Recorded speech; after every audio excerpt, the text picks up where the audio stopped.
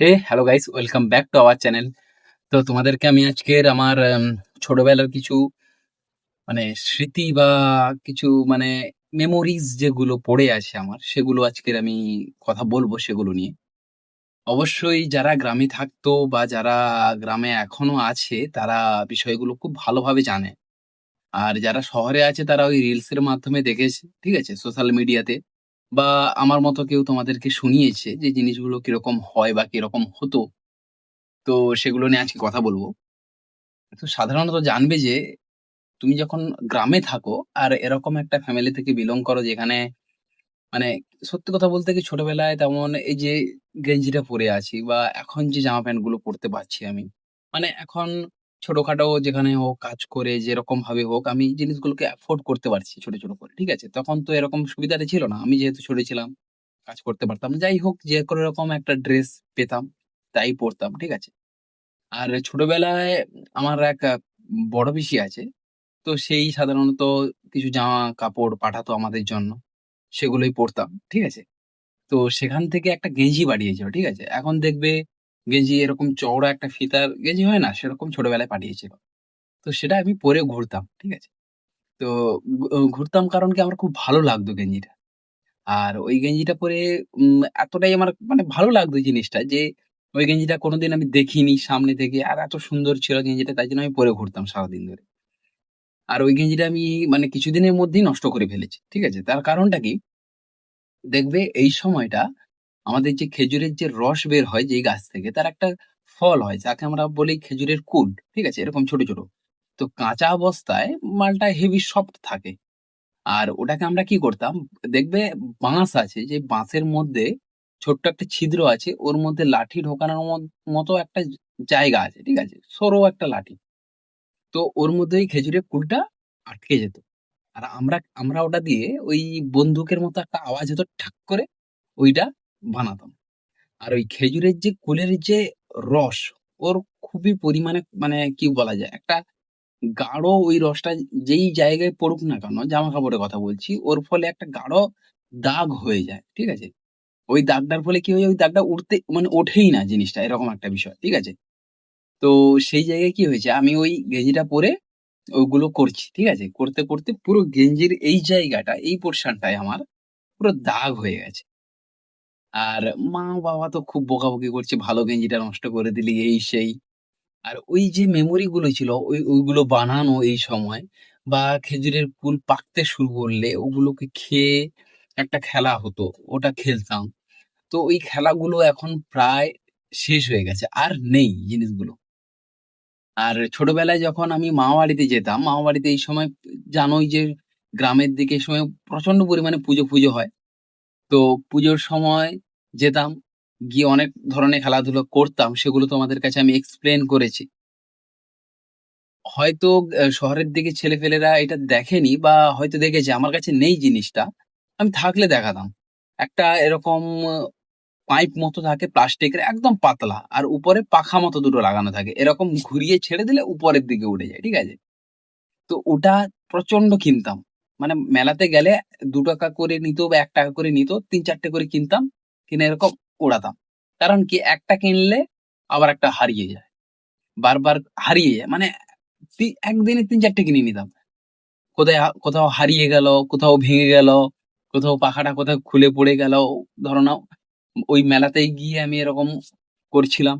তো করতে, করতে উড়তে জিনিসটা কোনো প্যান্ডেলের উপরে ওখানেই পড়ে গেছে। তো ওখানে থেকে গেছে জিনিসটা। আর ওটাকে পাড়া হয়নি। কারণ কি, আমি যেহেতু ছোট ছিলাম, সেই ছোট অবস্থায় এইসব জিনিসগুলো করতাম। ঠিক আছে? আর আজকের একটা জিনিস আমার মনে পড়ল, যখন আমি ছোট ছিলাম না, আমি বলেছিলাম যে দাদা তোমাদেরকে আমার দাদা, সরি তোমাদেরকে বলছি, আমার দাদা বিভিন্ন ধরনের ঘুড়ি বানাতে পারত। তার মধ্যে দাদা একসময় একটা ইউনিক ঘুড়ি বানিয়েছিল, তোমাদেরকে বলেছিলাম আমি, তারা ঘুড়ি বলে। ঠিক আছে? স্টার, এরকম স্টারের মতো ছিল। ঘুড়িটা বানিয়েছিল বেশ সুন্দর। আর দাদা যখন চলে যেত কোথাও স্কুলে ফুলে, আমি তখন ওটাকে নিয়ে উড়াতে যেতাম। তো তখন আমি ঘুড়িটা ওড়াচ্ছিলাম। হঠাৎ করে ওই ঘুড়িটার লেজ আছে। লেজ আছে বলতে তোমরা হয়তো যারা ঘুড়ি ওড়াওনি তারা বুঝতে পারবে না। যারা ঘুড়ি উড়িয়েছে তারা বুঝতে পারবে অবশ্যই।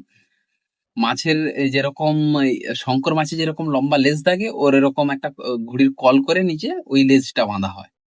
তো ওইটা একটু কম হয়ে গেছিল। আর হাওয়ার পরিমাণ বেশি ছিল। তাই জন্য একটা বড় গাছের উপরে ওইটা জড়িয়ে যায়।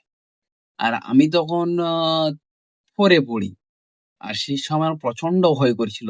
গেলে দাদা মারামারি করবে আমার সঙ্গে। আর বাড়িতে ভীষণ ঝামেলা হবে। ঠিক আছে? না এখন ভাবলে তো সিম্পল ব্যাপার। জড়িয়ে গেছে থাক আরেকটা ঘুড়ি বানিয়ে নেব। এখন এরকম ব্যাপারগুলো। আর তখন তো আলাদা ব্যাপার ছিল। ওটা একটা ইমোশন ছিল। আমি বানিয়েছিলাম, তুই উড়াতে যাবি কেন? ওড়াতে গিয়ে তুই নষ্ট করেছিস, তুই পেড়ে নিয়ে আয়, তুই বানিয়ে দে। এরকম একটা বিষয়গুলো হবে। তার জন্য আমি হাওয়া চলছিল একদম, মানে গাছটা এত বেশি মোটা নয়। হয়তো শুনেছো তোমরা গাছটার নাম ইউক্যালিপটাস গাছ। অনেকটাই লম্বা হয়। ঠিক আছে? তো ওর মধ্যে আমি উঠে একটা বাঁশের ডান্ডা নিয়ে ওই এটাকে পারি। সে সময় আমি ভাবছিলাম আমি কত মানে সাংঘাতিক ছিলাম। ওই সময় বাতাস হচ্ছে প্রচন্ড পরিমাণে, উপরের দিকটা এরকম নড়ছে। আমি উঠে ওইটাকে পারছি। আমি ভাবলাম যে সামান্য ঘড়ির জন্য আমি যদি পড়ে যেতাম ভাই, আমি তো ঐদিন শেষ। তোমাদের সঙ্গে এরকম কথা বলতে পারতাম না জিনিসগুলোকে নিয়ে। ঠিক আছে? আর এরকম মানে আমরা তো ছোটবেলা থেকে শ্মশান পাশেই দেখে আসছি। শহরের দিকে অনেকেই শ্মশান-ফশান দেখেনি, অনেকেই কিছু করেনি। আর যখনই আমরা যেই মাঠের মধ্যে ঘুড়িটা ওড়াতাম, ওর ঠিক মানে কি বলবো? যেখানেই বসতাম ওর ঠিক এ এ কি বলবো ১০-১২ হাত দূরেই শ্মশান ছিল। ঠিক আছে? ওই শ্মশানের পাশেই বসে ঘুড়ি ওড়াতাম আমরা। আর আমি ছোটবেলায় প্রচন্ড ভয় পেতাম, তোমাদেরকে বলেছি।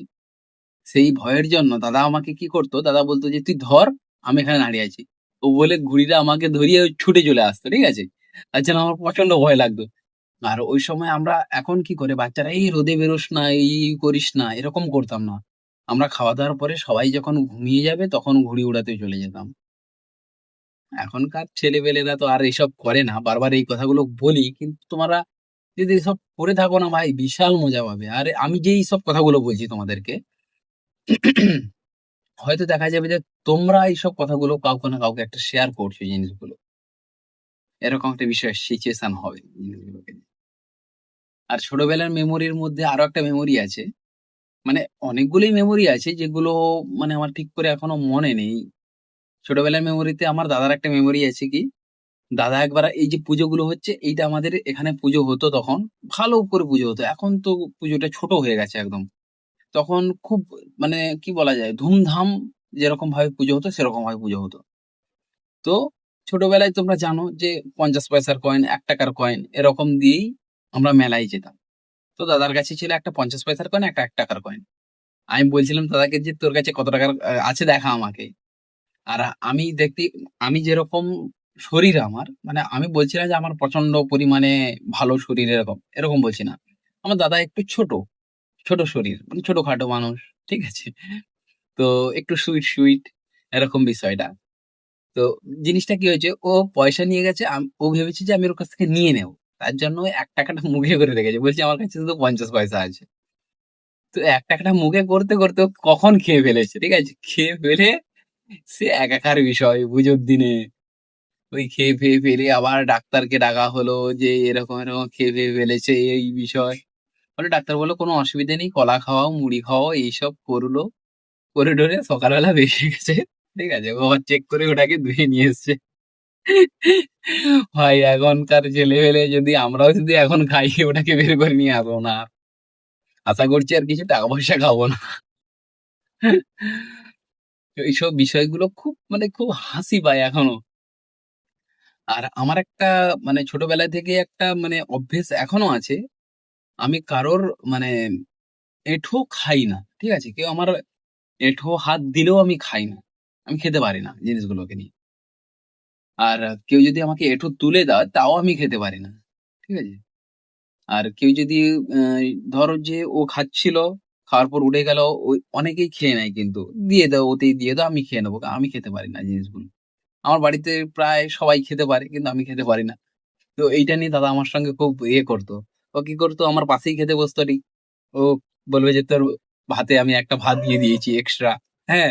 খেতে আর ওই নিয়ে তুমুল প্রচন্ড ঝগড়াঝাটি করতাম আমি ওইগুলোকে নিয়ে। এখন আর কেউ করে না আর করাও হয় না। এখন করলে ইগনোর করে দিয়ে, "তুই যা করেছিস, করেছিস কর।" কিন্তু এখনো আমার ওই অভ্যেসটা থেকে গেছে যে আমি কারোর হেটও খেতে পারি না বস। ঠিক আছে? ওই জিনিসগুলো ভাবলেও আমার এখন খারাপ লাগে। কারণ কি? আ দাদা এমনিতেই রোগা পাতলা ছিল বলছিলাম তোমাদেরকে। আর প্রচন্ড মারতাম আমি ওকে। এখন ভাবি কেন করতাম জিনিসগুলো? না করলেই বোধহয় ভালো হতো। কিন্তু ওটা একটা মেমোরি হয়ে গেছে জিনিসগুলো। কিছুদিন আগে যে বিয়েবাড়িতে গেলাম, ঠিক আছে? এই মেমোরি জিনিসটাই নিয়ে বলছি তোমাদেরকে। আর এটাই শেষ। আর তেমন বেশি বড় ভিডিও করব না। তো যাওয়ার ঠিক আগের দিনই দাদার পায়ে একটা মচকা লাগে। আর ভালো পরিমাণে মচকা লাগে। যার ফলে ওষুধ খেতে হয়, বরফ লাগাতে হয়। ফুলে গেছিল একদম, হাঁটতে পারছিল না ঠিক করে। তো ওর মধ্যে দাদা ফোন করেছে, অ্যা যার বাড়িতে যাবো তাকে যে, "ভাই যেতে পারব না হয়তো কারণ পায়ে ফায়ে লেগেছে।" আরেকজন দাদা আছে তার নাম তন্ময় দা। ঠিক আছে? দাদার এক বন্ধু। তাকে ফোন করেছে যে, "ভাই আমি যেতে পারব না।" বলছে, "কেন কি হয়েছে?" "না আমার পায়ে মচকা লেগেছে।" তখন ও বলছে, "দেখ ভাই তুই যদি এখন আসিস তাহলে হয় তোর ছেলেকে, না হলে যার বিয়েতে আসছিস তার নাম সাগ্নিক দা, বলছে তার ছেলেকে, না হলে তোর নাতিকে তুই একটা গল্প শোনাতে পারবি। কি? না যখন কেউ বলবে যে আমার এখানে লেগে গেছে আমি ওখানে যাব না, তখন তুই বলবি দেখ আমি আমার পা ভাঙা নিয়ে আমরা গেছিলাম সুন্দরবন। তো এই পা ভাঙা নিয়ে এখান থেকে সুন্দরবন গেছিলাম। যেটা আমাদের এখান থেকে যেতে সময় লাগে ৮ থেকে ৯ ঘন্টা। তো এই স্ট্রাগল টা আমি বলছিলাম। তোরা করতে পারবি না এই জিনিসটা, সামান্য একটা জিনিস। বলছি একটা তো তোর কাছে কাহিনী থাকলো জিনিসটা নিয়ে, একটা মেমোরিজ থাকলো। যেটা তুই পরবর্তীকালে শোনাতে পারবি জিনিসটা, ঠিক আছে? আমি ভাবলাম যে হ্যাঁ, ঠিক বলছে হয়তো। আর জিনিসগুলো মানে শুনতে ফানি লাগছে কিনা আমি জানি না। কিন্তু আমার কাছে খুব মজা লাগছিল জিনিসগুলো শুনতে। আর চারিদিকে অনুষ্ঠান হচ্ছে। তোমাদের একটু হয়তো সাউন্ডের সমস্যা হতে পারে। আমার কথাগুলো তোমাদের কাছে নাও যেতে পারে। আমি ফ্যান চালিয়েছি, প্রচন্ড পরিমাণে গরম লাগছে। ঠিক আছে? আজকের মতো এই পর্যন্তই। দেখা হচ্ছে তোমাদের সঙ্গে নেক্সট ভিডিওতে। Tata, bye, by.